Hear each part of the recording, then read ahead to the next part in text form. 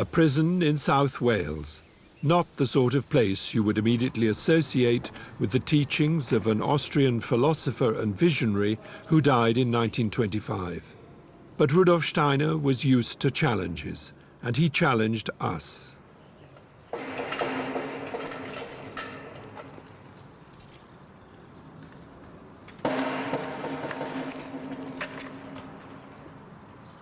Phil Forder runs educational courses at Park Prison.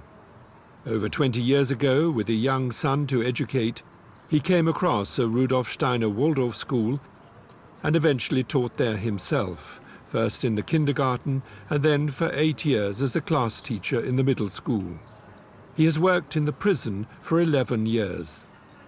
I often say to myself, and I hear it all the time, there by the grace of God, and I think that's very appropriate in a prison.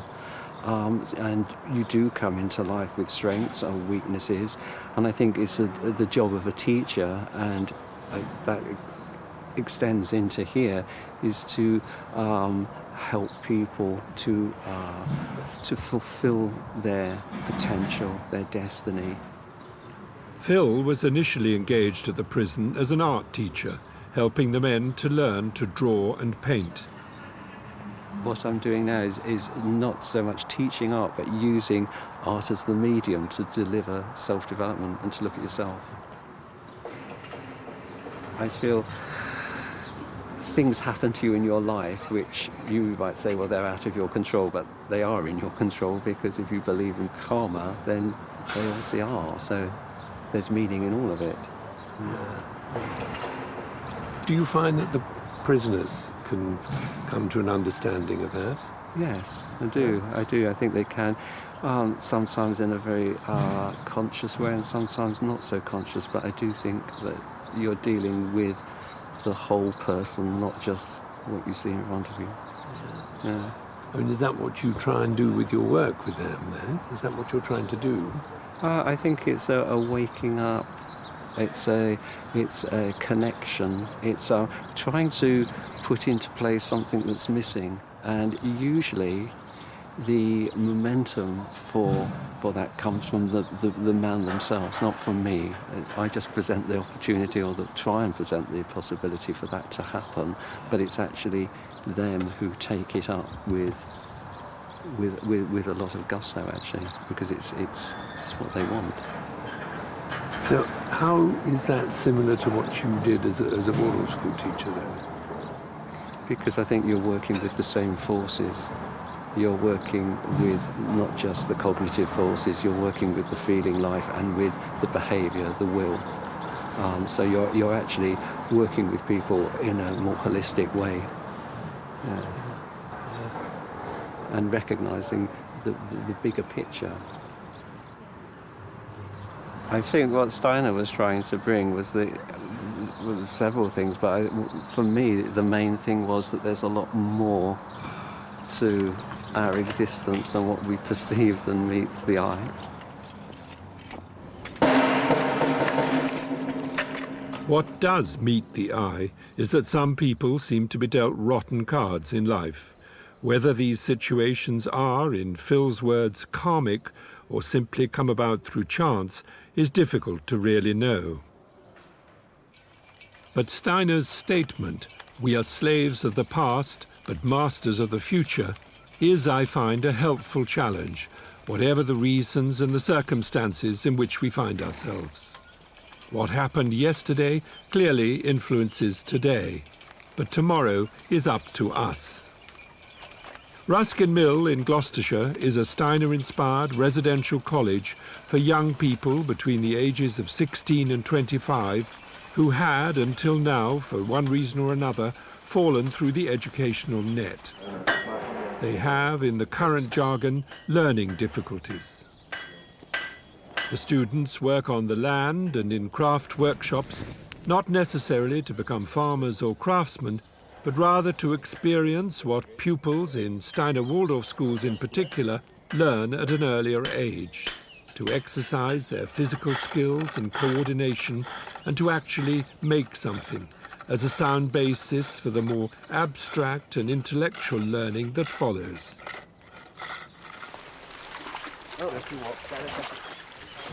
At Ruskin Mill, they are therefore aiming to recreate some of the earlier developmental stages that many of the students have missed, and in a situation where the role model of the adult is crucial. We don't throw it too close to there because smaller fish might swim down there. We don't throw it too close to the side because otherwise it gets caught in all the rocks and then it causes sort of disease and bacteria.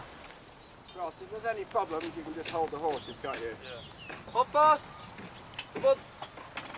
Above all, they're trying to help young people, whatever their past difficulties, to move on, to take the reins and to become masters of their future.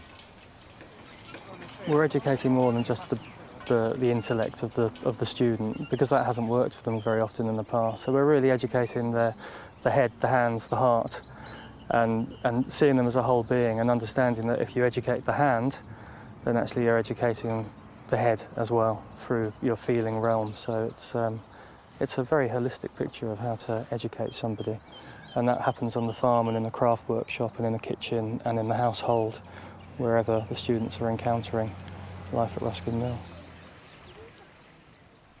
The work of the Ruskin Mill Educational Trust is the inspiration of Angus Gordon. The source of his inspiration, besides Rudolf Steiner, is the 19th century craftsman and designer William Morris and the art critic and philosopher John Ruskin.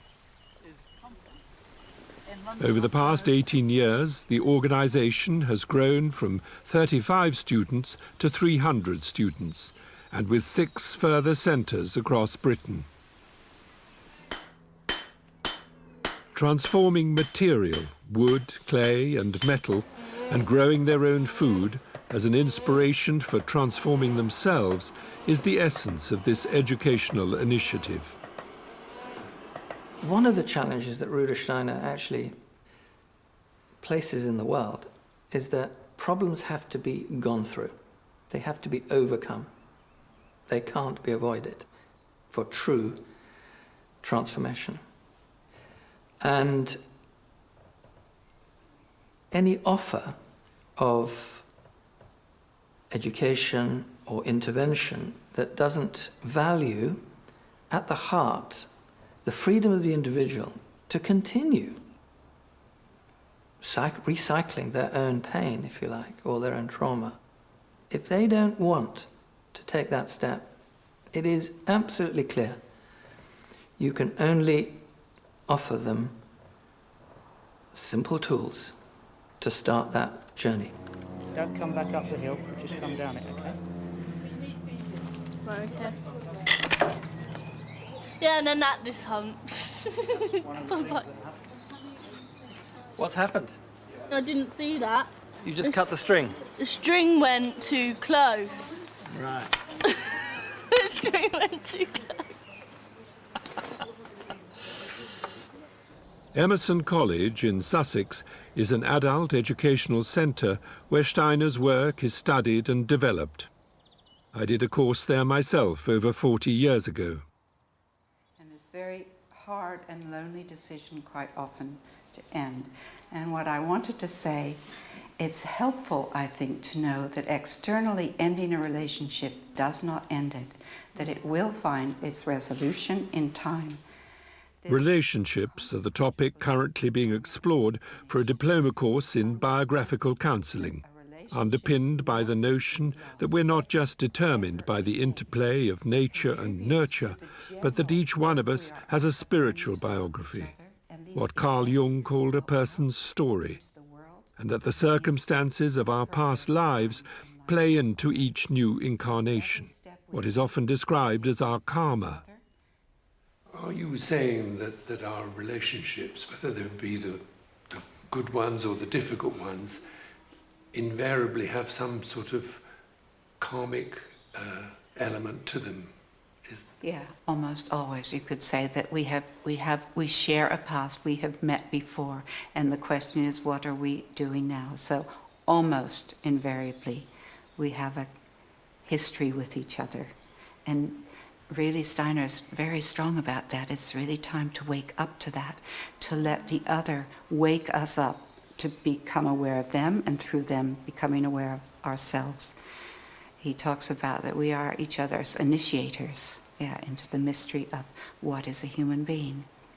So to be able to carry that person in our thoughts with their particular struggle, even if we cannot live together.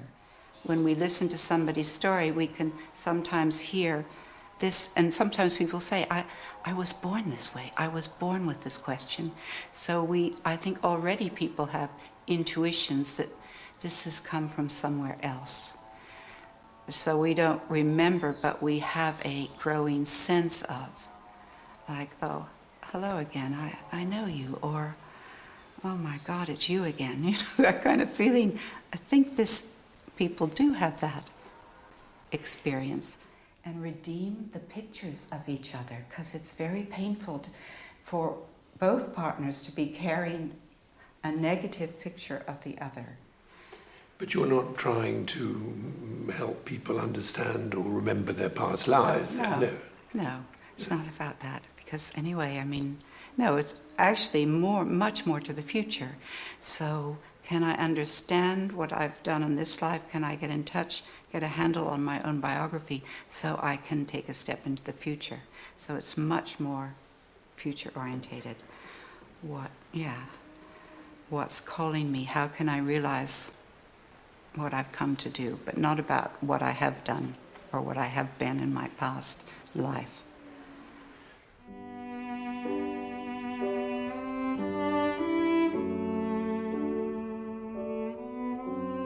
Steiner's own biography, his biography as Rudolf Steiner, born 1861, died 1925, philosopher, educationalist, visionary, is dominated by the question he was increasingly asking himself as he reached the age of 40. How long must I be silent? Already as a boy, growing up in the Austrian countryside, the son of a humble railway official, he had spiritual experiences about which he could speak to no one. His years as a student in Vienna towards the end of the 19th century were increasingly dominated by his encounter with the work of Goethe the scientist. Here he began to find a bridge between his own study of the sciences and philosophy and his inner world of supersensible experiences. It pointed to a new and deeper way of knowing. Steiner then spent 7 years in Weimar, editing Goethe's scientific papers and writing his key book, The Philosophy of Freedom. In 1897, he arrived in Berlin, aged 36, still unable to speak out about his realization, both through study and meditation, that what we call spirit is not somewhere else, but rather is interwoven with the material world around us, and indeed within our own being. There is only one world. Spirit and matter are not separate. It was among the theosophists in the early years of the 20th century that Steiner finally found an audience interested and open to his insights and experiences. But what was becoming the most powerful experience of all finally brought about the break with many of these early followers. For the theosophists, Jesus Christ was just one of many great teachers throughout history. For Steiner, Christ's incarnation, as a deed of huge cosmic significance, became a powerful and transformative experience. It's not a sectarian understanding of Christ, so I think he's not wanting to associate Christ too closely with the Christian church. I mean, I think the Christian church, sadly, is all too sectarian sometimes. For Steiner, it's a strong view of how humanity as a whole is transformed by Christ.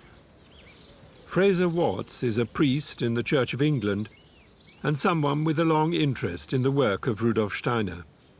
He is also a Fellow of Queen's College, Cambridge, and reader in theology and science.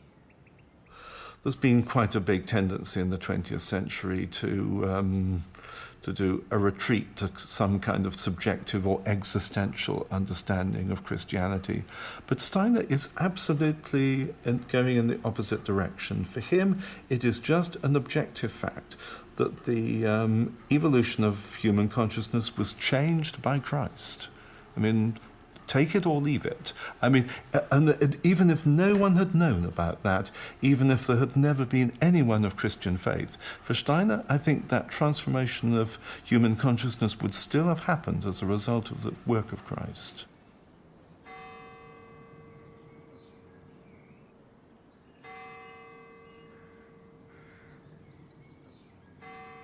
The church at Potschak, in the village where Steiner lived until he was 8 years old. As a child and throughout his life, he was drawn to a great variety of people, priests included. In his autobiography, he describes his father as a free thinker.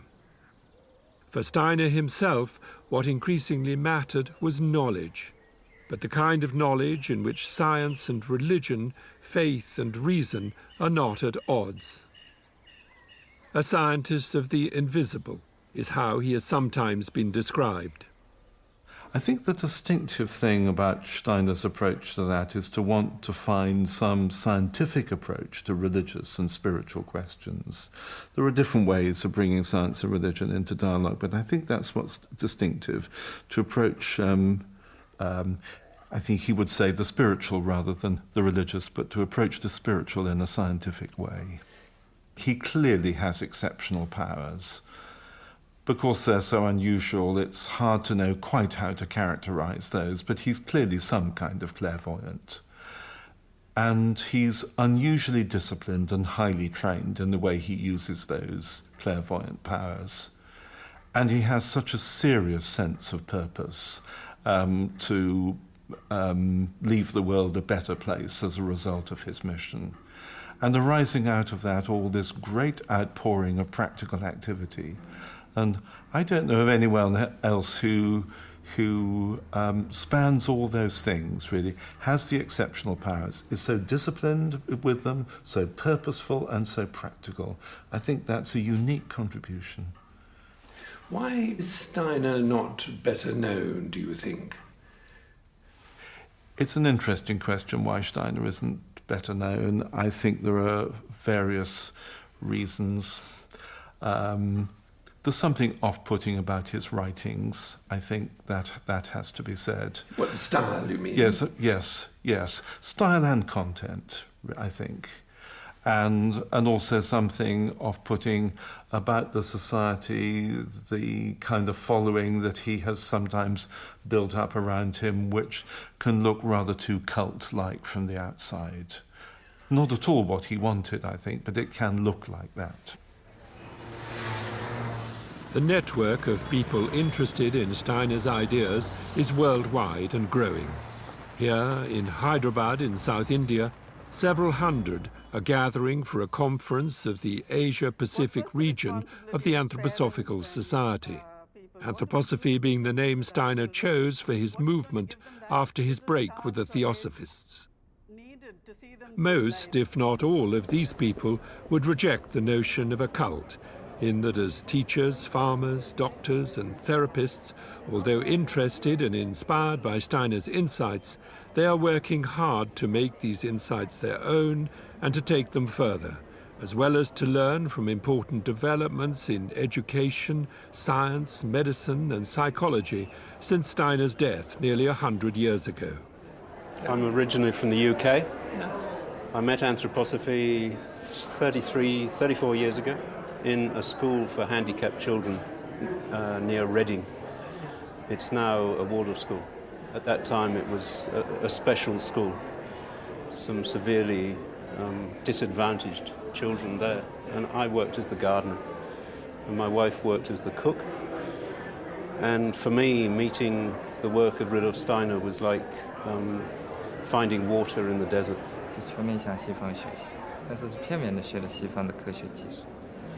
Most of my teaching in Waldorf education has been in Australia.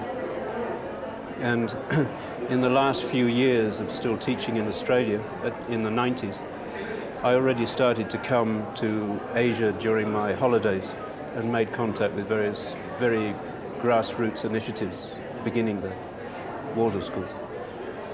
And little by little this grew, and now I work full-time, really. And particularly now in China and Taiwan. What is the response then to Steiner in that part of the world? It's exploding. It's phenomenal what is happening in China at the moment. I would say the people who come to the training courses and seminars and the initiatives that have started in China, those people, I would say, are hungry. They're really hungry to find meaning in their lives. They're hungry to connect with the outside world. And they're deeply grateful. That is my experience, and this is what gives me energy. The mainstream education in China is very, very tough, very, very competitive, and the children, they're forced to study from very young, from kindergarten back to 3 years old. And more and more parents realize this is not what they want. And actually, like the world of schools and kindergartens, most initiatives are parents. Ancient China was also very much part of my pathway towards anthroposophy. And I think what they find in the work of Rudolf Steiner is the holistic context within which everything has meaning and everything has an importance. And so it was in their own culture. To be an artist was at the same time an expression of being a human being. To whatever it was that one was doing, one was part of something greater than oneself, and the ethic was to really put yourself fully into what you were doing. Yeah, so I think they recognize something of a culture that has been broken in China through many events. There are some people who want to bring back that culture into Waldorf education. It's like make it an entirely Chinese education. But there are others who take, in my view, a more balanced point of view and recognize the ancient world has gone. Yeah? We live in the modern world. But we can go forward in this modern world and re-find the ancient world in a modern context. And that's, for me, what anthroposophy does. And it's fascinating for me that all the different cultures I've been to, and I've had the privilege of traveling cheaply, I have to say, but traveling to many, many parts of the world. And again I found that people there can say, like here in India, they can say, but anthroposophy is just a repetition of what we already know, yeah? And so many people have the wrong understanding that Steiner just gathered this and this and this and put it all together. But the reason that they can find their own culture in anthroposophy is because within anthroposophy there is something intrinsically human. It is universal.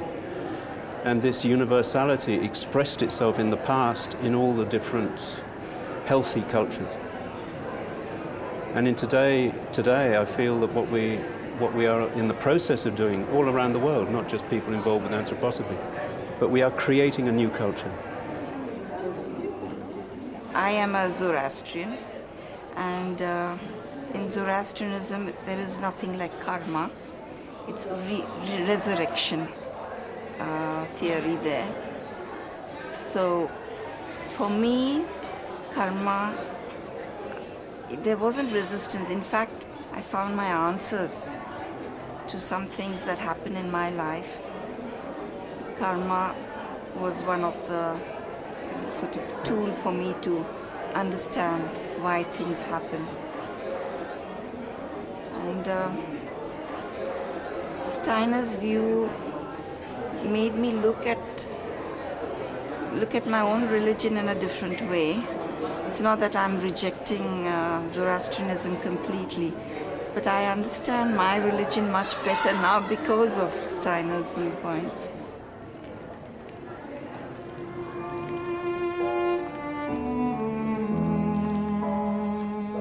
A key message running through many of Steiner's lectures and books on humanity's spiritual journey is that evolution has essentially been an evolution of consciousness, and therefore that our relationship to nature, to each other, and indeed to the divine, to God, has gradually changed.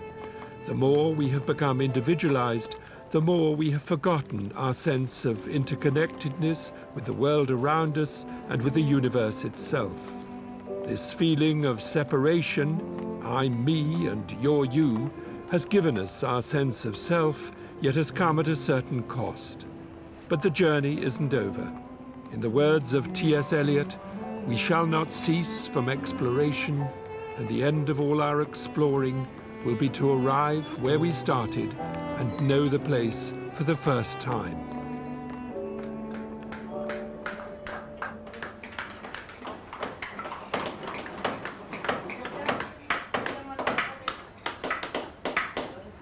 While in Hyderabad, I visited one of India's 7 Steiner Waldorf schools, 4 of which are in Hyderabad. Sloka was founded in 1997 and has nearly 400 pupils. Like all Waldorf schools, crafts, music and art are an important ingredient. But it is the morning 2-hour main lessons that are at the heart of the Waldorf curriculum. So we would do a little bit of recall of what we have done last year in physics. And from what they are taught in history, science, geography, etc., the pupils create their own textbooks. This book is very beautiful. This is excellent. This is about astronomy that is done in class 6. We begin with the sunset and we continue the observation till sunrise. This is the earth and the position of man. In class 6, when we are doing the astronomy block, we ask the children to stay back in school for a night, and throughout the night they observe the sky. From the North Star we start our story. All the constellations are observed by the children throughout the night, and this is how it goes on till the sunrise. So the next day the child has to write about what he observed the previous night. 3 or 4 weeks are devoted to each main lesson subject, and the pupils will learn about that subject initially from their teacher and not from textbooks. They will then write up and illustrate the lesson themselves. And everything taught is aimed to correspond to where the children themselves are at in their own development. Class 8 is a very difficult class where they just want to break all the rules and just be independent and be themselves. They do not want any teacher. They just need a very, very strong authority to control them. Here we do the revolutions in history. So that is the time when a revolution is happening within them also. None of these pupils will have started formal learning, including reading and writing, until they enter class 1, around the age of 6 or 7. In India, as elsewhere in the world, what increasingly concerns many parents in particular is the stress their children experience, both in terms of the pressures of living in the modern world, but also the pressure of having to achieve, to score points, tick boxes, pass exams, all with the aim of eventually getting a good job. But, in the opinion of many people, coming far too early in their lives.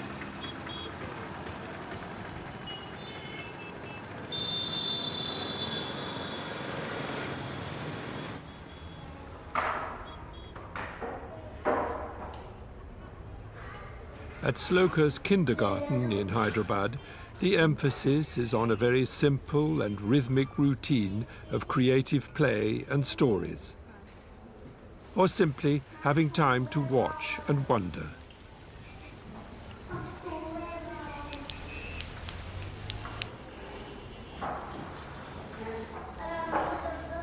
As little children, they cannot differentiate between play and work. For adults, we know that there's a play time and a work time, but children, play is as important because it's all imitation, that they imitate whatever they see. And actually, if they're like, I'm cutting fruit, they could be, cutting an imaginary fruit there, but they're actually doing it. It could look as play for us, but for them, it's real work. They're actually cutting fruit. Or perhaps they're actually cooking something. It is work for them. They cannot differentiate between work and play. What Steiner emphasized when he founded the first Waldorf school in 1919 in Stuttgart was that childhood has distinct phases, and that children not only have to grow up and learn the ways of the world, but also need time and space so that what each one brings into the world can unfold harmoniously. Trailing clouds of glory is how Wordsworth expressed it, though some of the baggage we carry on our backs, maybe from past lives, is often far from glorious.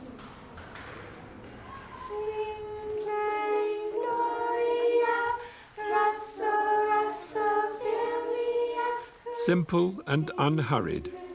It is this atmosphere that is attracting more and more parents to Waldorf kindergartens all over the world.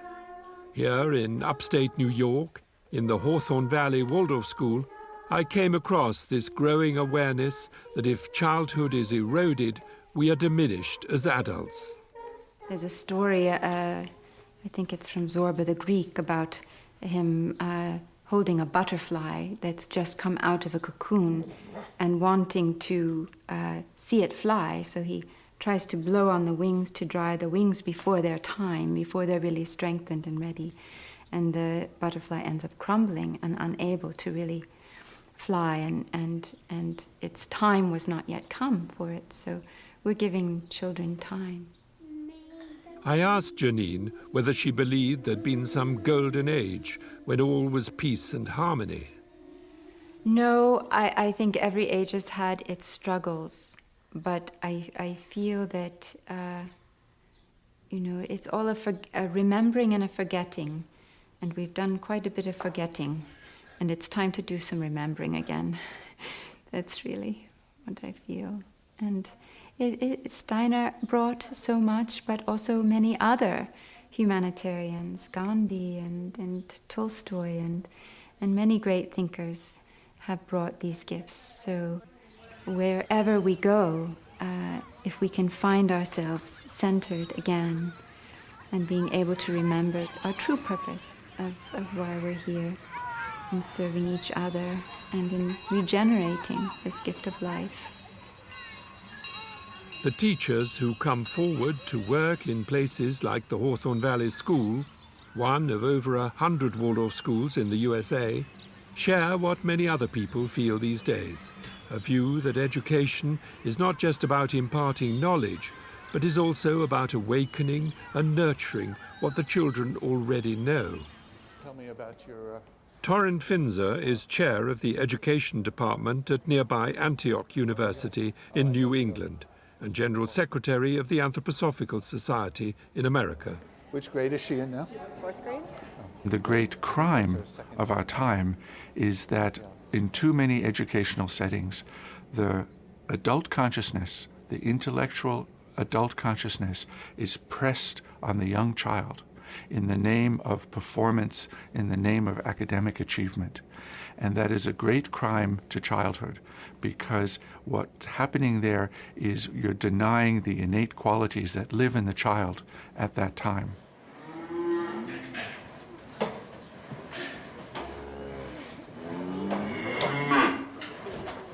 As well as the Waldorf School in Hawthorne Valley, there's a 400-acre biodynamic farm, an active youth group called Think Outward, a bakery and shop, and a kitchen garden from which vegetables are trucked twice a week to Union Square Green Market in New York City.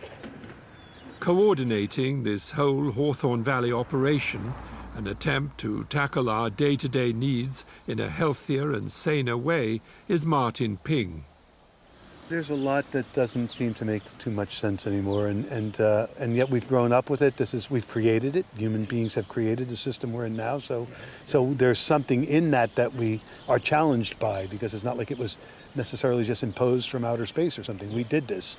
So how do we find our way out of it? If we're beginning to see the cracks and we're beginning to feel like it's not meeting us at a very, very deep human level, then how do we find our way back out? I think Steiner really had a lot of very fine indications that provide a bit of a roadmap for that. And it's not just Steiner. I mean, there's obviously many, many ways in which people are approaching our modern predicament. Agriculture is certainly one of our modern predicaments. And already back in 1924, when Steiner gave a course of lectures to farmers in Central Europe, there was concern about the effect that chemical fertilizers were having on the soil and on the quality of the food we eat. The importance of organic farming is increasingly recognized. Steiner's biodynamic method goes further in that the preparations used on the land are designed not only to enhance the quality of the produce, but also to heal the earth in the process. And a recognition of the role that not only the sun and moon, but also the planets play in plant growth and health determines when you plant what. I asked the farmer in charge at Hawthorne Valley for his reaction to our title, The Challenge of Rudolf Steiner. I think his basic challenge, I would think he was so far, I mean, I think the picture of agriculture that he gives is going to be valid for hundreds and hundreds of years still, for us to really grasp it. And then certainly the real challenge for all of us is develop the insight and develop the capacities to really see what he described. You know, it's not good enough to just be able to recount it. We'll have to be able to see it.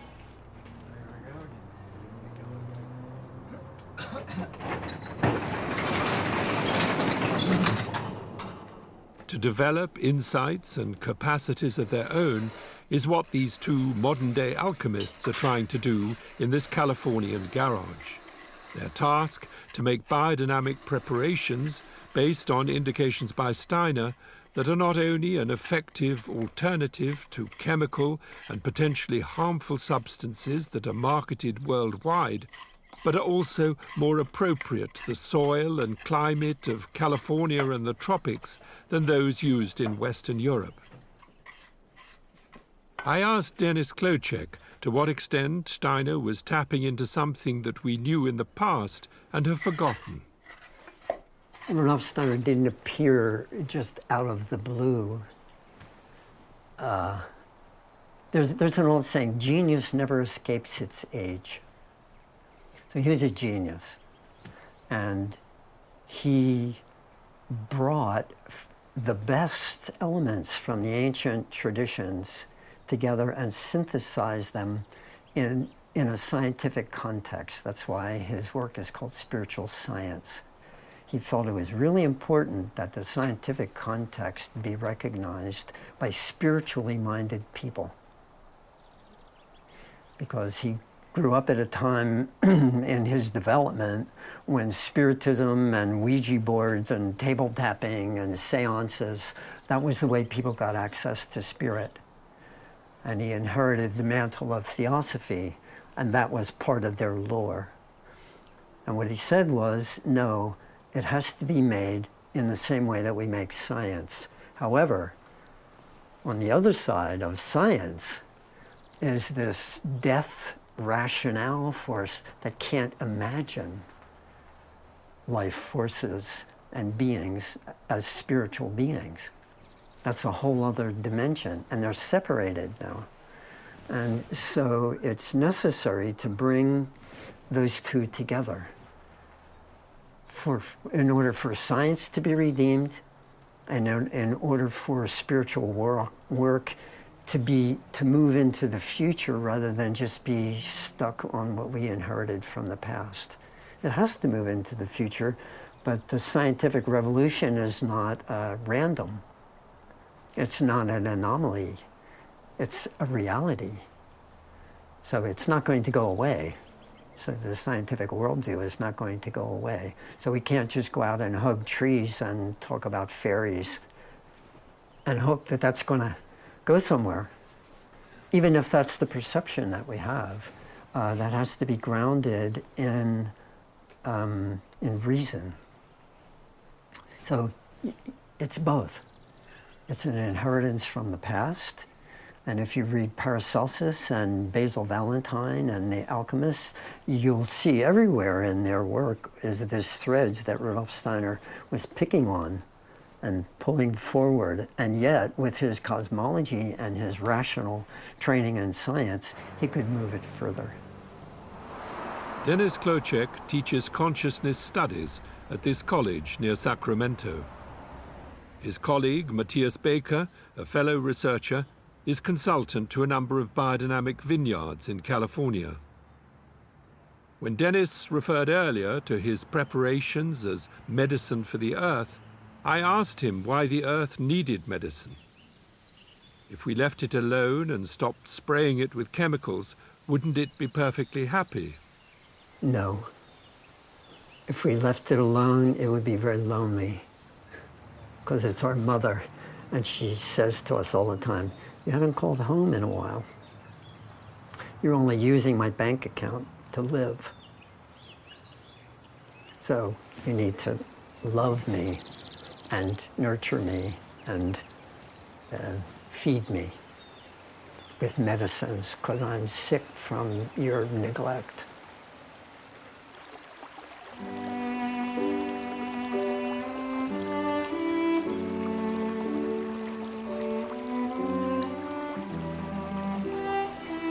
They say in esoteric circles, if you don't have the organ of perception, if you don't actually work on yourself to perceive in the proper way, you just see the world as it is, not as it could be. Rudolf Steiner could see the world as it could be, not as it was or as it is even now. He saw the world as it could be, and that's a lonely path. It's a very lonely path. For me, what is unique about the work of Rudolf Steiner, what's inspired my life about it, is that it's not just a tradition. He threw down the glove and said, you have to do something with this. The Benziger family have been doing something with this land for over 30 years. Biodynamic wine is becoming highly prized, not just here in California, but across the world. And like all biodynamic farms, this enterprise avoids the modern trend for monocrops. Alongside the vines, there are animals and a great variety of plants and herbs that help regulate the insect population and balance the farm as a totality, avoiding the need for chemicals and artificial fertilizers. They call it the insectary. Basically, it propagates with bugs, then they sort it out. We have some good bugs and some bad bugs, then they slug it out here. And hopefully what we do is we have a balance, so that they're in here eating the plants and eating each other instead of going out there and eating the grapevines. Because if we were monocropping, then we put a huge bullseye in the back of that grapevine, because the only thing that's green is that grapevine, so every bug is going to fly and eat that. Here, we have a wide expanse, so there's a lot of things on the menu, not just the grapevines. And the entire 85 acres are treated with the organic preparations that all biodynamic farmers use. So we're talking about Chris Benziger and his family have farmed here in the Sonoma district since the 1980s. When we first moved out here, we were very much conventional farmers because we didn't know any better. In conventional farming, I kind of call it the spray and pray method. For every disease or every bug, you had a spray out there. And for every lack of nutrients in the vineyard, you had a fertilizer that you put down, chemical one. So we did that. And since this place was left vacant for 50 years, it was in wonderful state. It was a beautiful piece of property. But we slowly killed it with spraying these pesticides. And I remember being a small kid running through here, and it was a verdant garden. And then every year it would die a little bit, until eventually, in the mid-'80s, it was a green desert. The only thing that was green were the canopies of the grapevines, nothing else. And the only sound I heard weren't insects, but the wind. It was pretty much a dead place, and the ground was crunchy. It was hard, if not pulverized. And so we had erosion issues, and then worst of all, the quality of the wine was diminishing. We were really putting scars on this land that we couldn't heal. We realized very quickly we had to do something. And so in the early 90s, my brother had a book on biodynamics that he had toted around his whole life, and the book kind of jumped out at him. At the same time, he met this wonderful guy by the name of Alan York, who was kind of the biodynamic guru out there, and the two got together and formed a great friendship, and we started to, in 1994, started to bring in biodynamic practices here, and it took us about 6 years, but in the year 2000, we were certified, the first winery in the Sonoma-Napa area to be certified by Demeter as a biodynamic winery. And this place changed radically, going from this green desert to this beautiful piece of property that you see here today. It's gorgeous. It's alive on many levels. And people like Matthias then have been advising you, yeah? Oh, Matthias and Alan have been instrumental in us on how to understand this piece of property and unlock the secrets of farming biodynamically. Chris and Matthias went on to tell me that essentially the vine doesn't want to be alone. I asked them if that was true of plants altogether. Is monoculture against nature? I personally think it absolutely is. Yeah, and we see that because nature always fills the gaps in terms of where the balance needs. So you'll see disease pressure, funguses, or different insects that come in to kind of help break down that monoculture in a sense. And there's evidence there that shows that nature recognizes it as an imbalance. Chris, you've got this wonderful visitor centre. People come here and look around. And what's the public's reaction to biodynamics? First is wow. I didn't realize all that went on to make a bottle of wine. That's the first thing that they kind of say. And then they go, a lot of them say, well, that's how my grandfather farmed, or that's how my old uncle back in the old land farmed. So there's this natural kind of understanding of it, of how it should be. And then there's this kind of, wow, I wish we could do that. You could see everybody wants to get a little dirt under their fingernails when they come here. And they understand that it's a very complicated system on one hand, but also an extremely simple system on the other, because it's following Mother Nature. The idea is we are so inbred to hang on to the steering wheel and drive Mother Nature. It's really hard to take your hands off the steering wheel and let Mother Nature drive. But there's a lot more to what you're doing than what's called organic agriculture, isn't there? I mean, it brings in this whole element of the planet. I mean, what do people think about that? Well, there is a little element there where people think, whoa, that's crazy. But it's funny because when you explain to them rhythms and things like that, then they get it. But when you just say cow horn and biodynamics, they think, what the heck's a cow horn for? But biodynamics is more than just cow horns filled with cow manure that are buried in the earth for 6 months over the winter before spraying the substance that's created onto the land.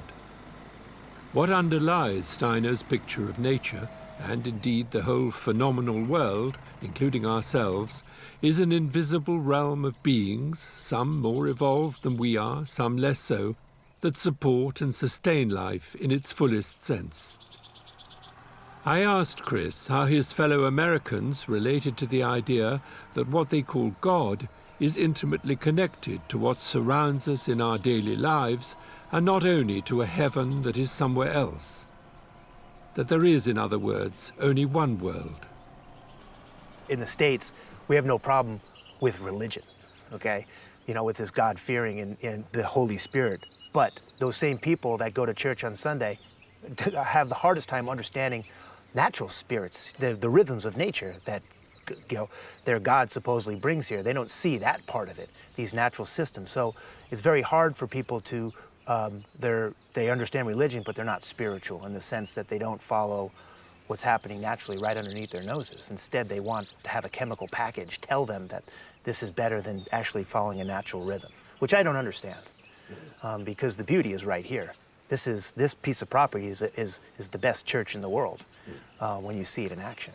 You have to believe that there's some higher order when you walk around and see what's happening here. You don't need to walk into a temple or a church or a mosque to see that. I think nature is very wise, but it is not free. We are not very wise, but we are free. So giving ourselves and the freedom that we carry to nature in a certain way, that's the preparations. That's grinding up a silica crystal to bring it in a gravity condition to a levity condition so it becomes active again to the rhythms. That is our work. But it's the wisdom that is in nature that teaches us how to do that. So I'm not saying that we're wiser than nature. No, the creative, if I was to try to build a plant, it would not happen. It wouldn't work out too well. It wouldn't work out too well. So that's what I'm saying is there's a language, there's a script in there that is amazing.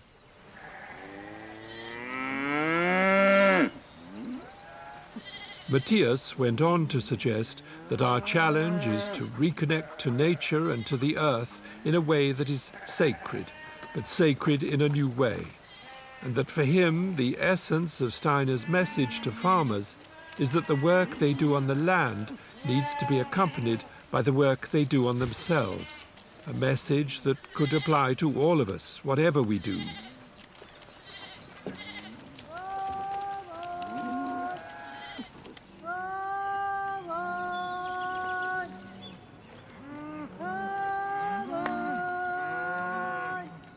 This young man is at work 3,000 miles from the Benziger winery in California, but still in the USA.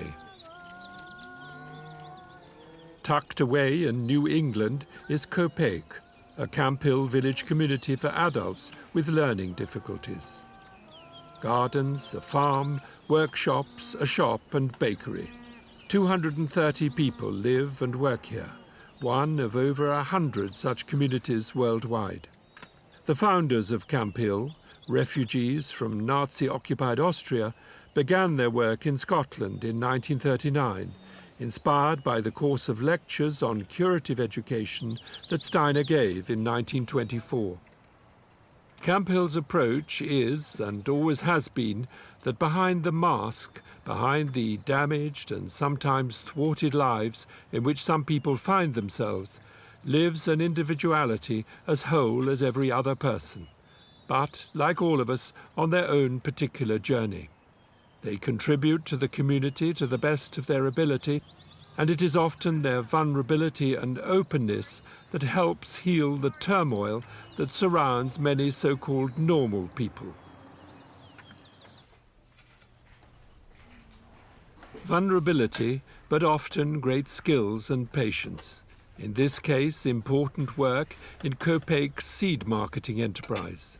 Seeds that are open-pollinated and therefore able to produce plants from which further seeds can be produced, in contrast to the hybrid variety marketed by the large seed companies which produce outwardly impressive plants, but plants incapable of reproducing themselves.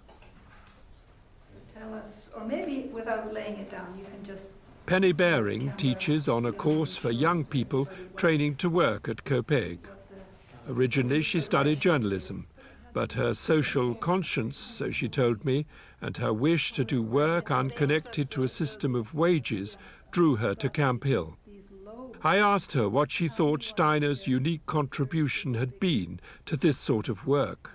I think one of the greatest things he's put into the mix as far as how we understand or relate to a person with disabilities is the fact that this is not the only life they will have, and that it's possible to do things now which will give them the possibility to have a future incarnation which is whole and healthy. So that's the one thing, but I think another thing is that through our efforts to understand what people call abnormality, we come much, much, much closer to understanding what humanity itself is. Often on my first day of class, I stand in front of the blackboard and I have a piece of chalk and I ask people to say, what's a human being? And they go through all the list of this speaking and walking and thinking and standing and on and on and on. And then I say, very well, and then I start erasing. Okay, are they still a human being? They're still a human being, and gradually taking things away. And of course, people are left a bit stunned to realize that even without many, many qualities, a human being is a human being. What is a human being? Perhaps the most important question that Steiner addressed. But have his insights from the very beginning remained imprisoned almost by some of the people who call themselves anthroposophists?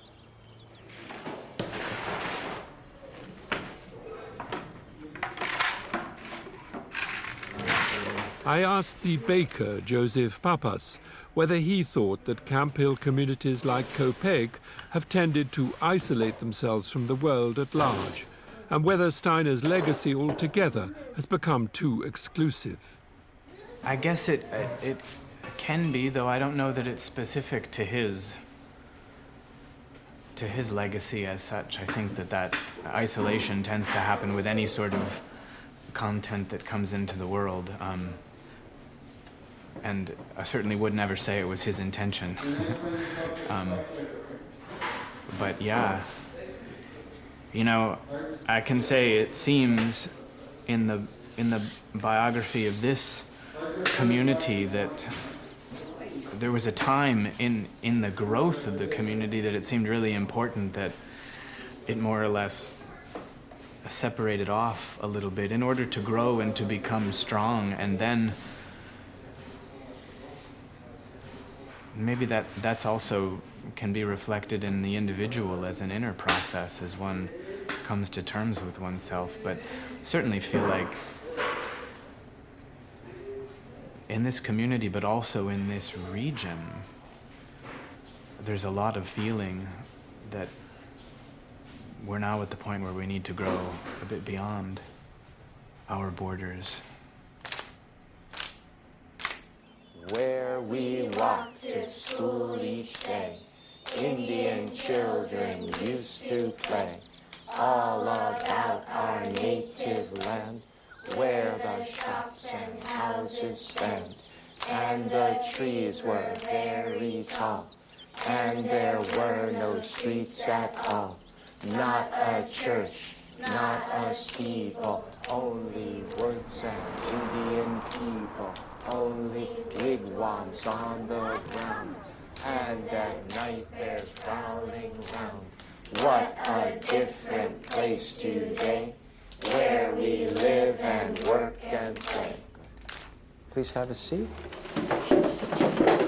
Jack Petrush has been a Waldorf teacher for 30 years, and this is the 4th time he's taken a class through the 8 years until the children reach the age of 15.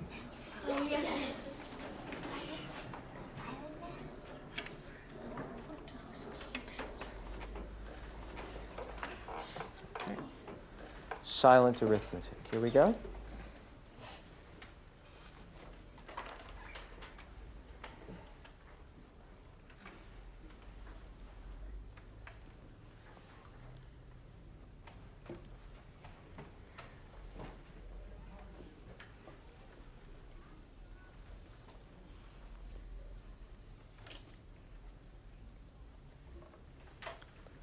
Reverse the digits.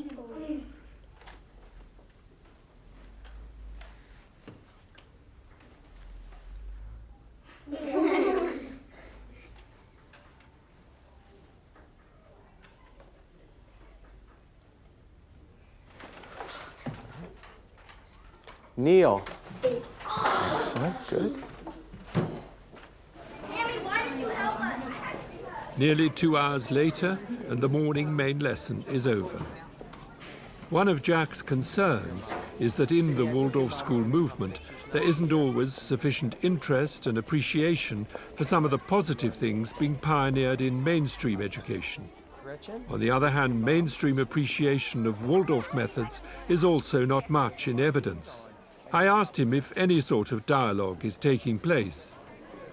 I wish I could say that it was happening in a marked way, but it happens more in small ways. There are educators who are coming out of mainstream who can appreciate what Waldorf has to offer. Good, listen carefully. But unfortunately, they're few and far between. And in our climate in America, with No Child Left Behind and the tremendous pressure on testing that came out of the Bush era and is continued, unfortunately, with President Obama, it's very hard for the ideas that are essential to Waldorf to resonate within the educational community. There's just too much pressure.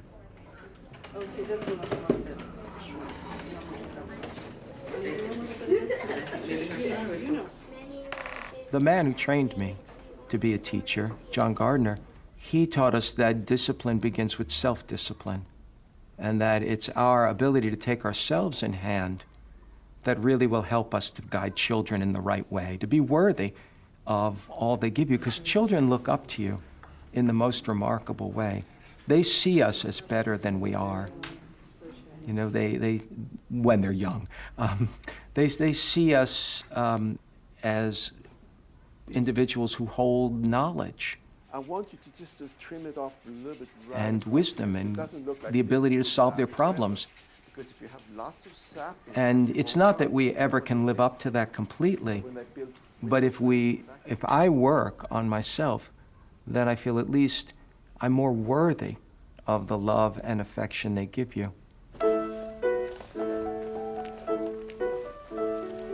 I think about the world that the children that we teach and raise will inherit, and how many problems will be in that world. And I think about the kind of thinking that's going to be needed to solve the complex, seemingly insolvable problems that we have in the world with the environment, with our cities, with our prisons, and even in America with our democracy. And I know that the problems aren't going to be solved easily. They're going to require a type of thinking that is new and innovative. And I believe Waldorf kids, and I'm not just saying this to sell Waldorf, but I believe the kind of thinking that's fostered in a Waldorf school allows children to think out of the box. I feel children are going to need to ask the questions that nobody's asking yet to help solve the world's problems. I gave the last word to 3 of the older pupils at the Waldorf School in Washington, D.C. I love the class size. I mean, you find that in every Waldorf school, the small classes. And I was in public school for 3 years, and that was very different. You had different classmates every year and different teachers every year. And I like having the same ones to kind of develop relationships with. Yeah. That's been fantastic. That's one of my favorite parts of the school. And I also love main lesson and how you get to make your own textbooks. You don't have to like use them. I like praise that wherever I go and people ask me. That's what comes to mind is the main lesson books for me. Going back to the teachers, I feel really nurtured and supported with how much you get to know your teachers in such a deep level. And you feel like friends, but it's still a professional relationship. Yeah. So it's great. Yeah, it's definitely just the student-teacher relationship that is really important, and it makes you want to learn more, and it makes you dedicated to your work, and it means a lot more than just work because they're not just teachers. Later, I talked to a group of 18-year-olds at Michael Hall in Sussex, the first Waldorf school to be founded in Britain back in 1925. I asked them what they'd most appreciated about their education. I think what I like most about Steiner education is that it prepares you for life, not for just exams. Yeah. And I think when you leave school, you're prepared for all aspects of life. Yeah. Not just prepared for an exam. Yeah. Not just crafts and arts, and it's not just academic, it's finding a balance about everything. And that's how we go out into the world, is potentially we go out as balanced human beings to grow and to mature and so on in later life, but that's what makes it so rich.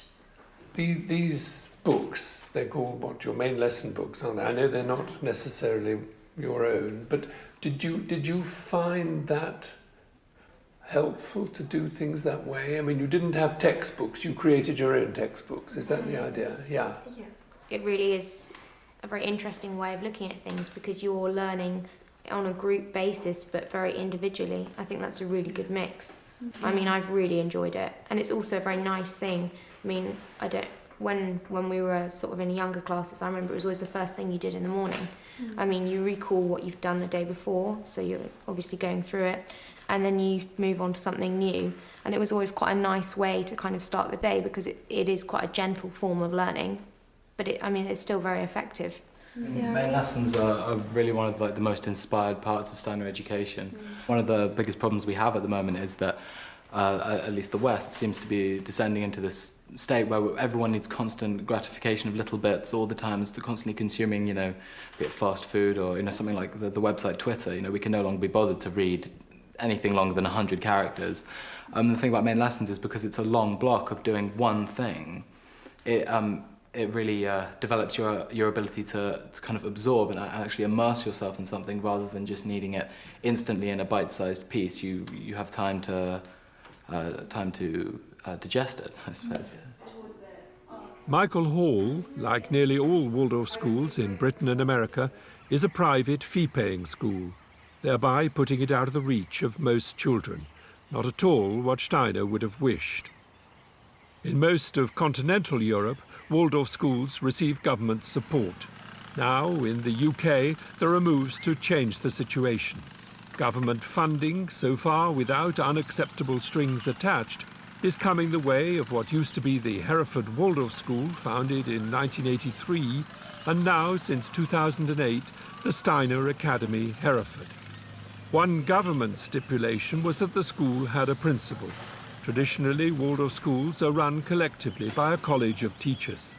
Here, the principal, Trevor Meffam, who's been connected to Waldorf education for 25 years, is supported by his deputy, Clarence Harvey, who came from mainstream secondary education in Liverpool. I asked Clarence what drew him to a Waldorf school. That's a long story. I suppose essentially, I believe in what it's trying to do. That there is something missing. That's my experience. There's something missing in mainstream education.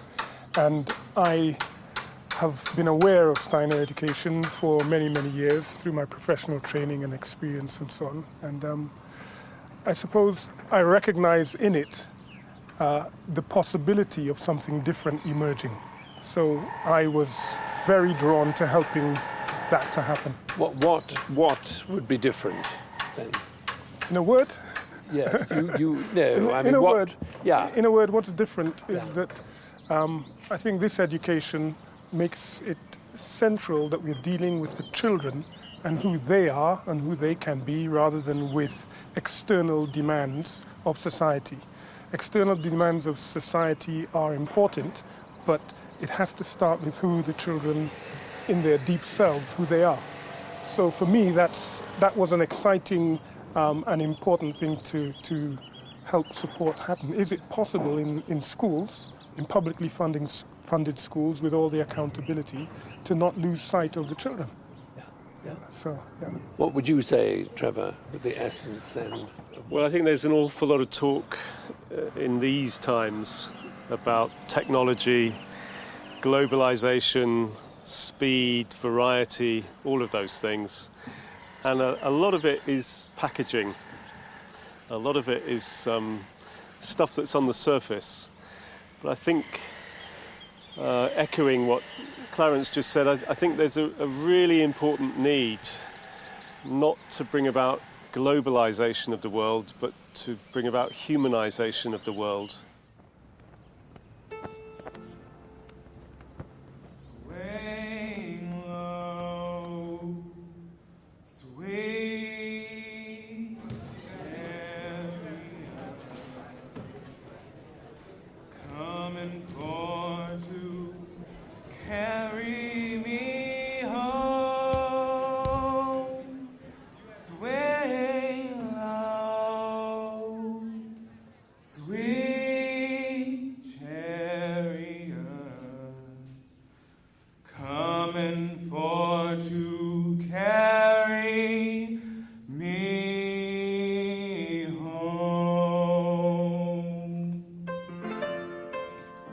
The Washington Carver School near Sacramento in California, one of nearly 5,000 charter schools throughout the USA, and, like the Steiner Academy Hereford, publicly funded and free to students, but independently operated.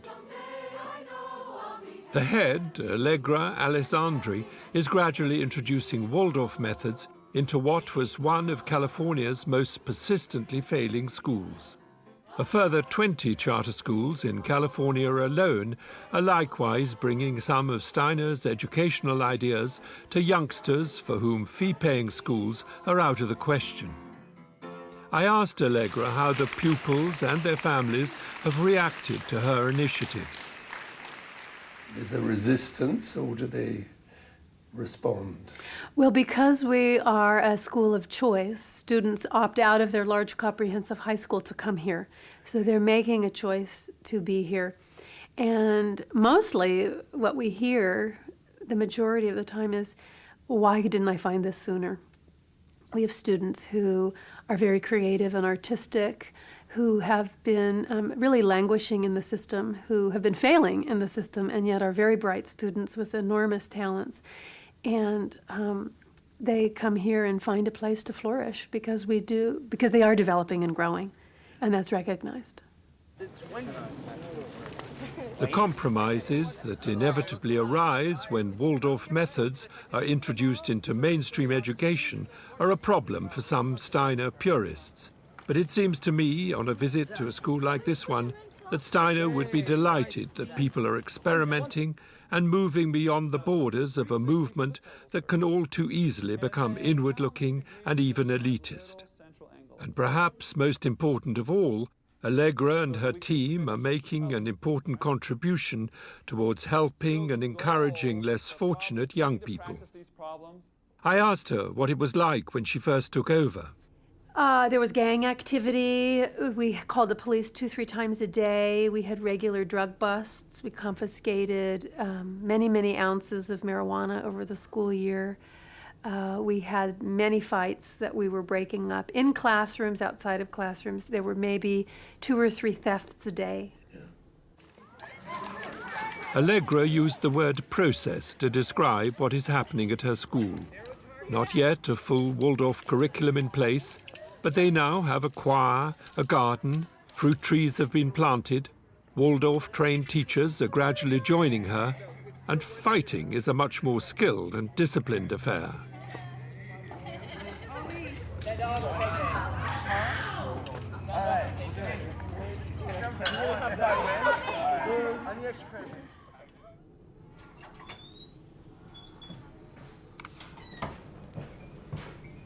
Rudolf Steiner never visited America, but he did travel extensively in Europe during the last 20 years or so of his life, delivering over 6,000 lectures, as well as writing books, plays, and a collection of meditative verses.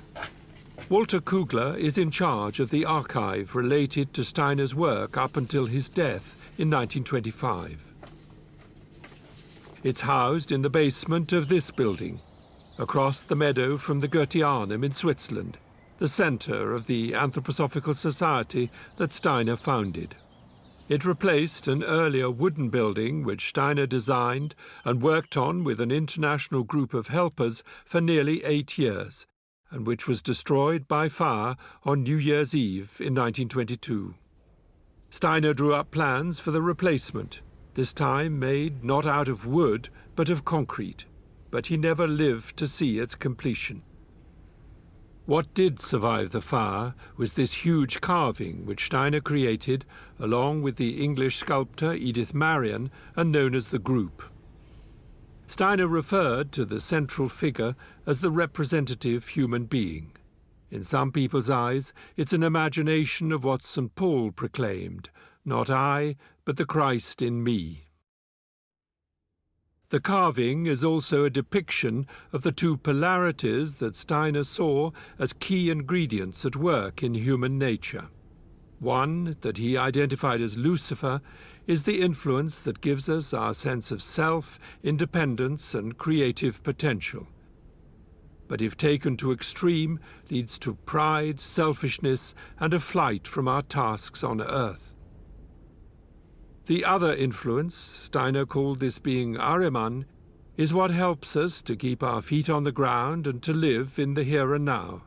But again, if taken to extreme, encourages us to believe that only what can be weighed, counted, and measured is real.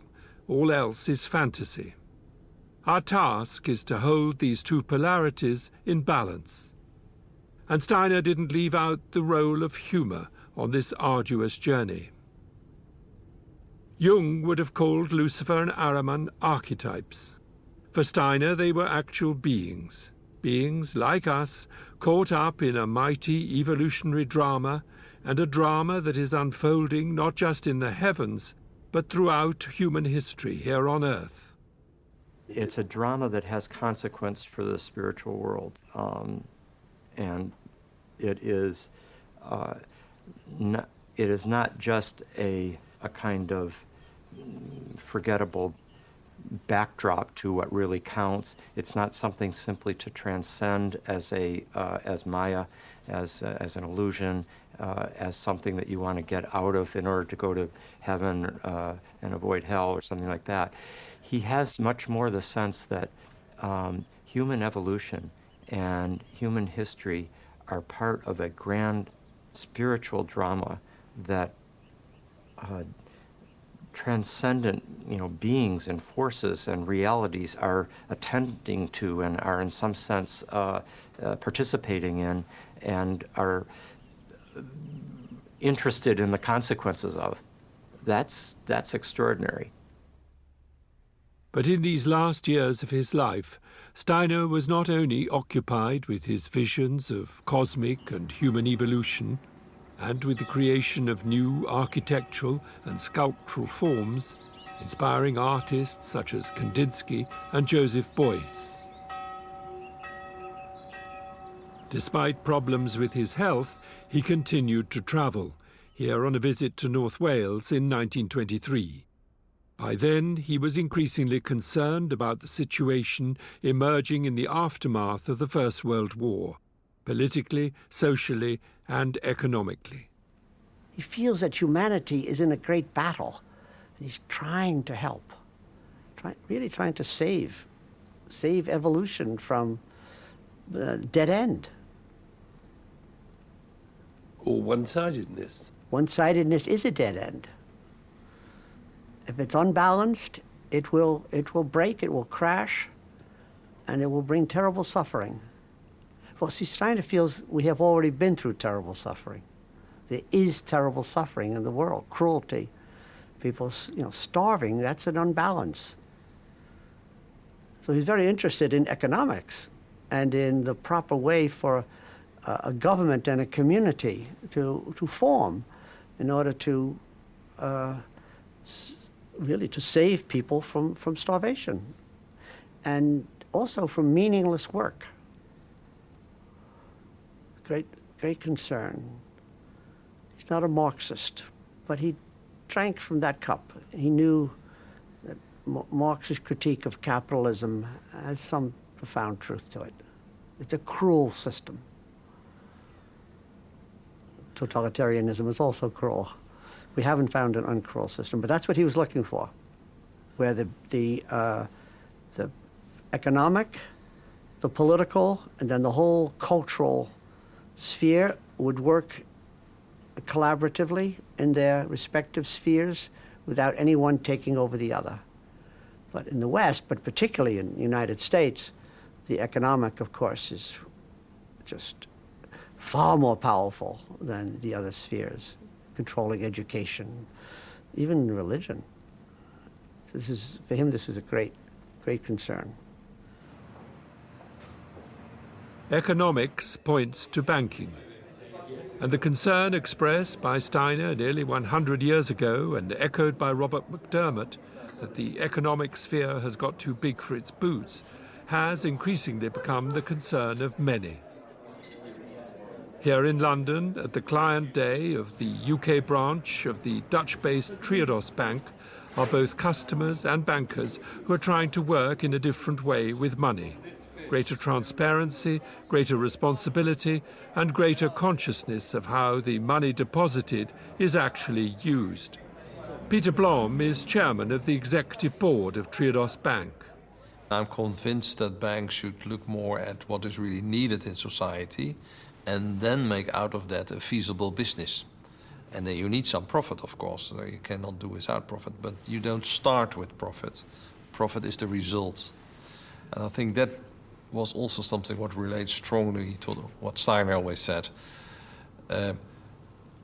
Profit is not something you aim for. Profit is something what is a sign of a healthy operation. It's emerging from a healthy transaction. And that is a much better way of looking at profit than putting it there as a goal, as an objective, and make everything work for that goal. with Steiner, he always had the human being in the back of his mind when he was talking about economics, about medicine or whatever. And that is an important element what we can learn about, because most of the thinking now, we exclude the human being. It's about the system, and the human being should fit into the system. And what he did was saying, well, let's take each human being as a starting point, and let's design something around that, what can work to serve human beings. And that deeper principle, I think, is quite important. And you cannot achieve that by just copying what he has said or just repeat what he has said. I think that's the challenge, maybe not so much for him, but for us to work with what he has brought to us. What Steiner brought was frequently in response to questions and to requests from individuals or professional groups, teachers, farmers, priests, artists and doctors. In April 1921, he gave a 3-week lecture course for a group of medical practitioners in Dornach, his base in Switzerland, during which he gave the first detailed and systematic introduction to anthroposophic medicine, and also spoke about mistletoe as a remedy for cancer. The essence of all such gatherings was the quest for a deeper understanding of the human being, without which, said Steiner, it has actually become impossible to investigate the true nature of health and disease. Steiner worked closely with the Dutch doctor Ita Wegman in bringing his insights about health and disease into practical application. At the Hiskia Institute in nearby Arlesheim, research into the use of mistletoe as a treatment for cancer continues. Into this high-tech machine, the sap from mistletoe, harvested in June, is mixed with the sap from a second harvest in winter. The rotating discs revolving at an incredible 10,000 cycles per minute, a velocity of 1,600 kilometers per hour.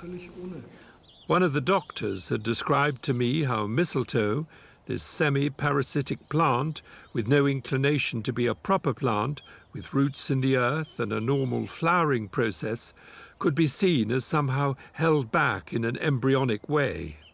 To me, this exposure of the saps to such gravitational forces, I mean 50,000 G forces, is like a huge wake-up call to a mistletoe potential, bringing it to Earth by exposing it to these gravitational forces.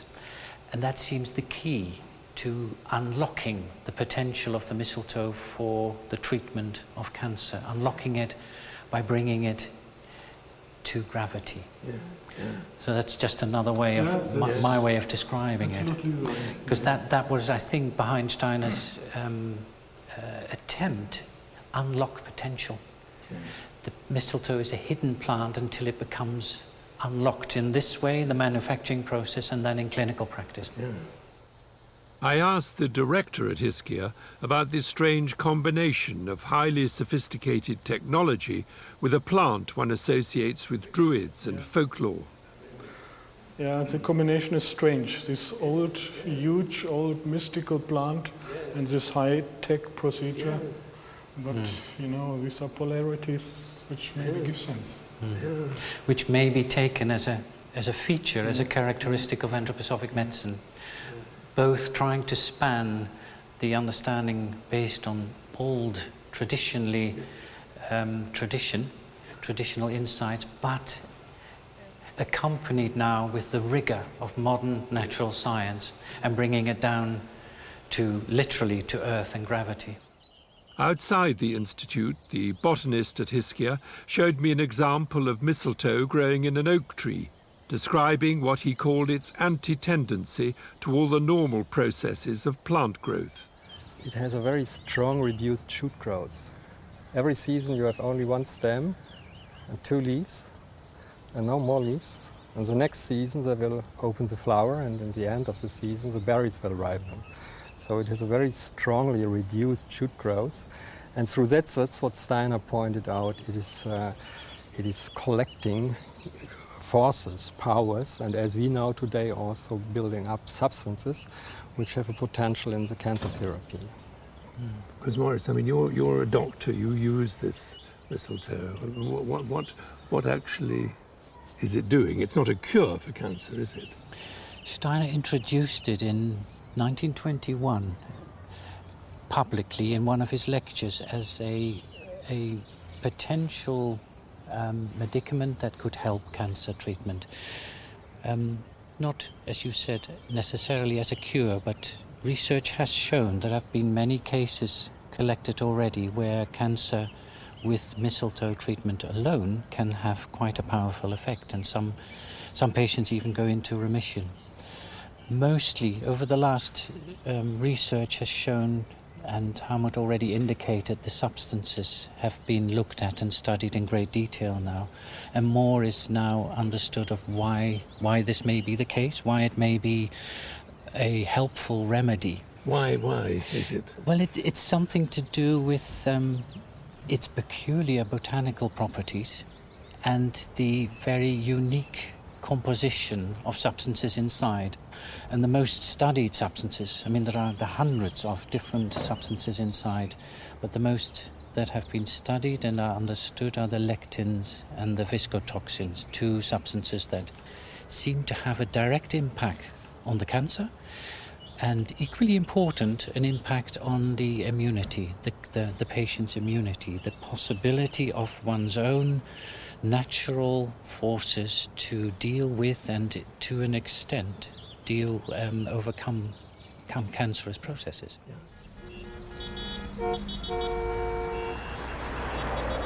Pollution, stress, illness.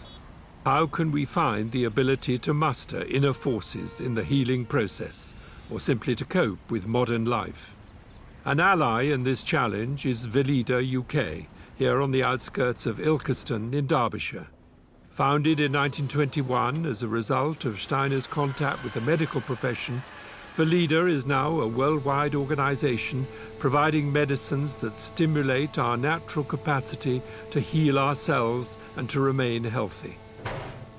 It also creates products which, in Velida's words, restore harmony and enhance well-being. Alongside its modern and efficient production line, many of the substances are potentized by hand, enhancing, so they believe, the efficacy of the medicines. The managing director is Bob Ballard. I think there's a general disillusionment with the one-size-fits-all standardization, normalization.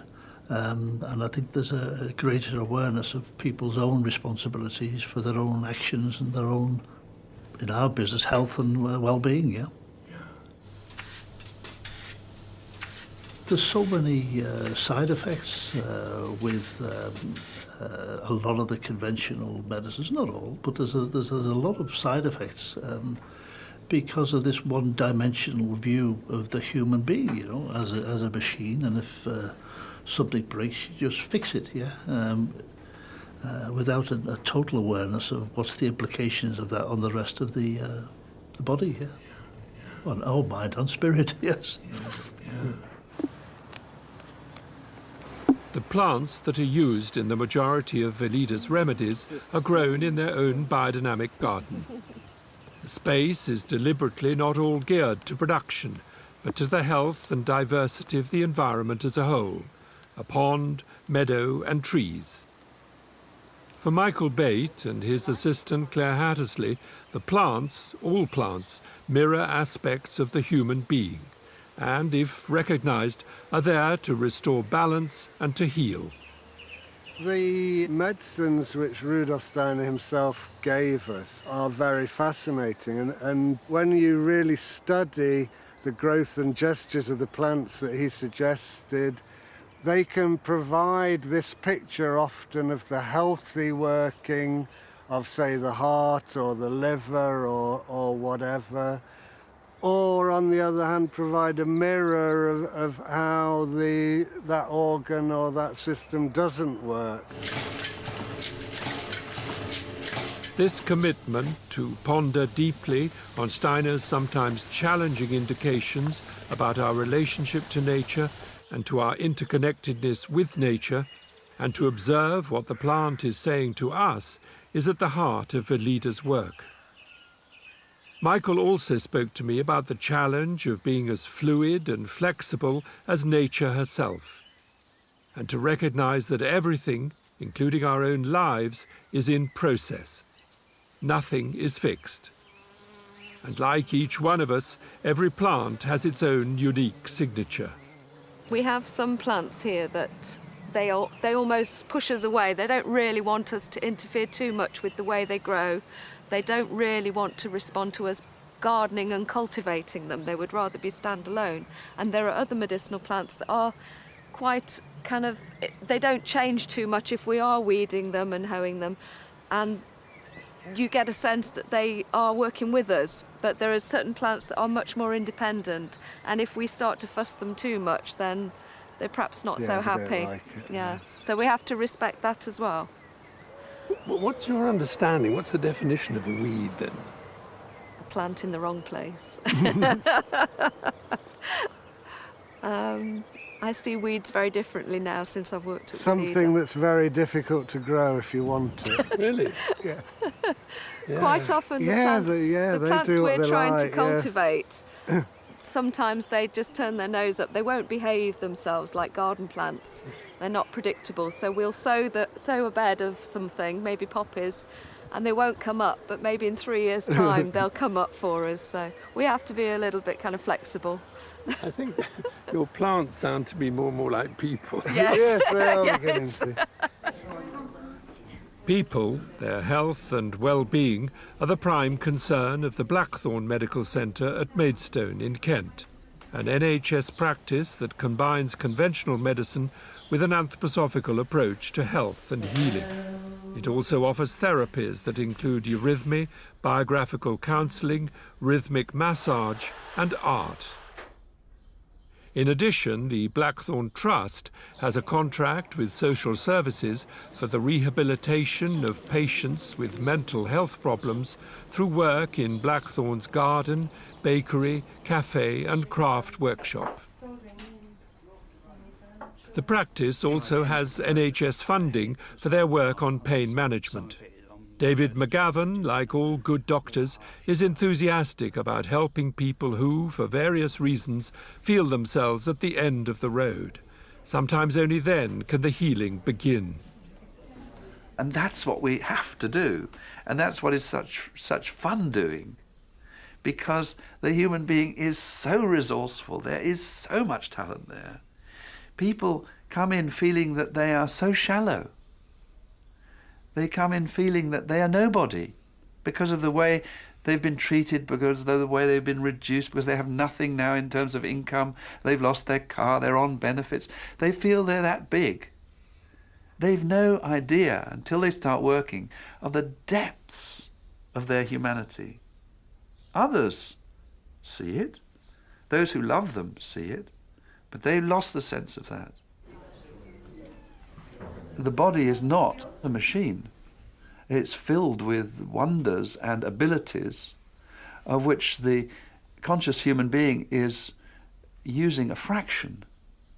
And it's in these circumstances of chronic pain, in a way the torture of the illness, with no material way of getting out of it, that one is thrown into this mysterious world. And to have Rudolf Steiner's maps, as it were, is a great help.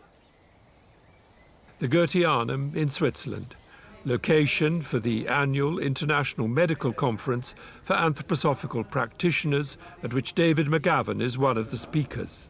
And the latest plan, because we have plans every 2 or 3 years, is that the money will now go to doctors, and we will have all the money. We have chosen patients who are not just difficult, but difficult to treat. And so we all fight with each other because we all know best. But with these patients, they are so difficult.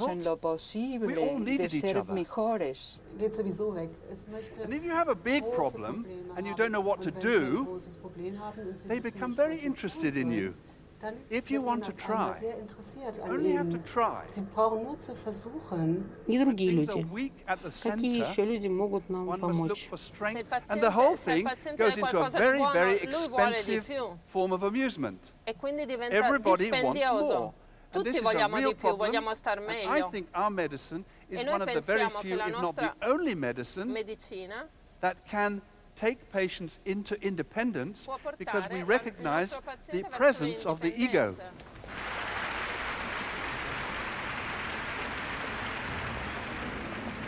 There are nearly 3,000 doctors worldwide who've taken the additional training in anthroposophic medicine, alongside an increasing number of hospitals, clinics and surgeries offering treatments informed by and developed from Rudolf Steiner's indications. Ursula Flatters qualified as a doctor in her native Germany, but has worked in Sweden for 30 years and was a co-founder of the Vida Clinic in Jana. I asked her what she felt was Steiner's most significant contribution to medicine. It's very much. Maybe the most important thing is that you need to integrate every illness into the biography of a human being.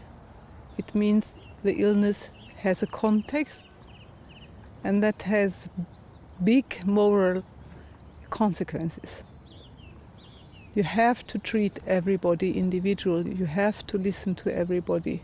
You have to find out what is the possibility in this situation for the individual patient. Maybe this is the strongest thing that inspired me most and really deeply changed my relationship to the patients and my decision making.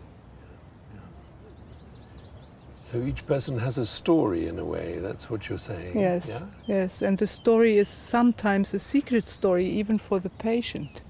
So when you get ill, something is like a secret. There's something in it that we both have to find out. Steiner said everybody has a mission, not only the big person on the platform. Everybody has a mission. That also means he has a task in this life.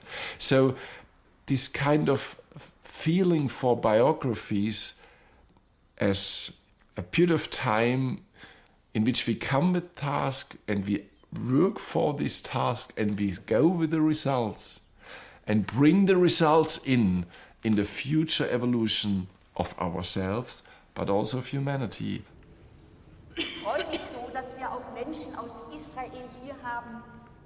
Michaela Glöckler worked as a pediatrician in Germany before becoming head of the medical section at the Goetheanum. Steiner's concept of spirituality is that every human thought is a spiritual power. That what you think will be reality of tomorrow. That thinking is not just a cloudy thing. That thinking is the driver of evolution. So if you have this concept, thinking is the spiritual power and is also life, then you understand psychosomatics, why thinking can heal, why meditation is healthy, why bad thoughts are affecting people. You do not know this only, you understand, and you can also work with that concretely in healing, in concepts. But also when you have remedies from nature, minerals, plants, healing plants, you understand the spirit. You understand the effect also on the consciousness, on various parts of the body. So we study very concretely, very scientific, what works in the nature and corresponds with nature processes in our physical nature, and on the other hand, what can we contribute by helping the people to live more consciously, more meaningful, more healthily in all their various life circumstances.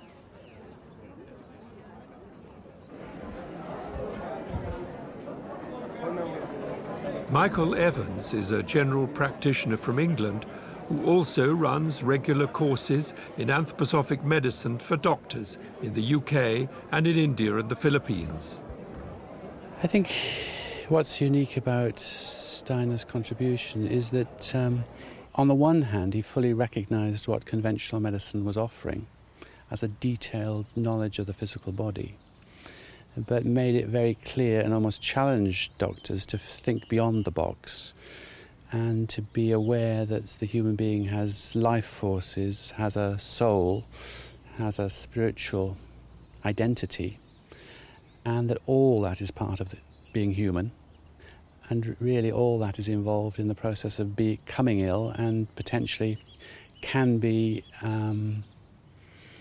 mobilized in the healing process. Karina Zeller is from Argentina and works as a doctor in Chile. I was always very interested in spirituality, and I had the experience both the science and the spirituality are truth.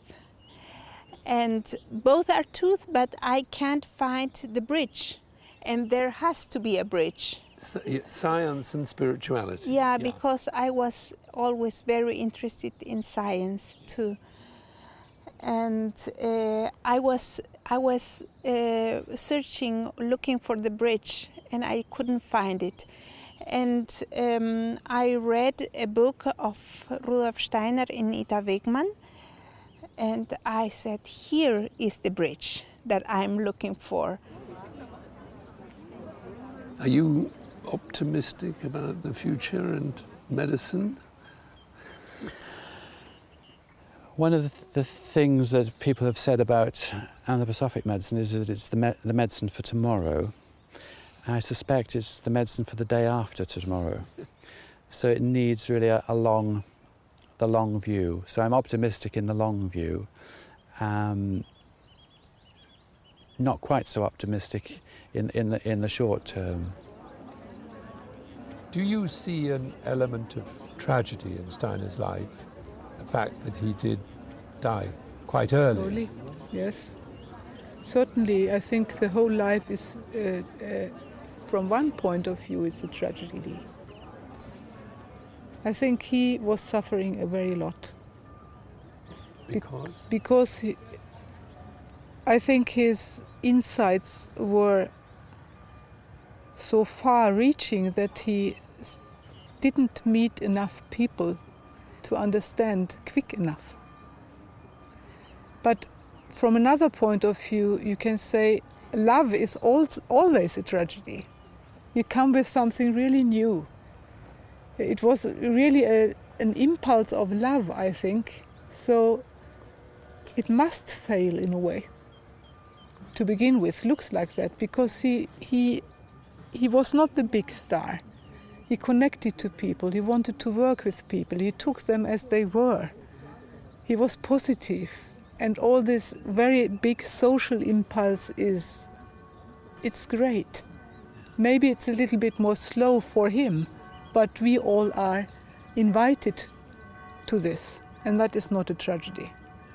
I think that's beautiful. It takes some time, but it's beautiful that he chose that.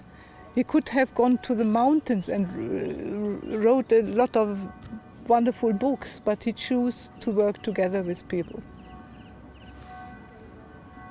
And it's very great. I don't know anything else that is so practical, that really tries to create a culture from spiritual insights, not only having them, but doing something. But things are going much slower than one would wish. Even in me, I'm too slow, I'm too lazy.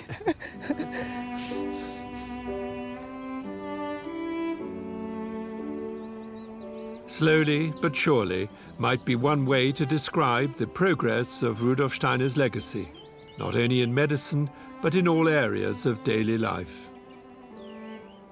He died nearly 100 years ago, on March the 30th, 1925. During his lifetime, he frequently spoke about death and in particular about the bond that continues between those of us on Earth and those who are no longer physically present. And to the extent that we are open and aware of those we have known and loved, so can they continue to help and inspire us. And we, in our turn, can communicate to them insights and experiences that can only be learned in the here and now.